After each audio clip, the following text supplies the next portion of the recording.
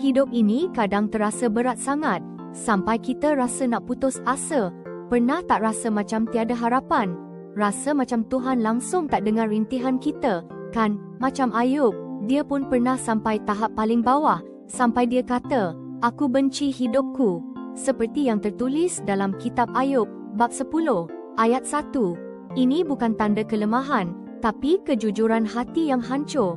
Tapi ingatlah, dalam setiap keputusasaan, ada kasih sayang ilahi yang tak pernah padam.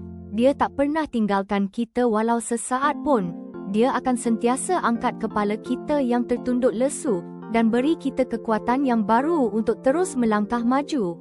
Walau dunia ini gelap gelita, cahayanya sentiasa ada untuk menerangi setiap inci jalan kita.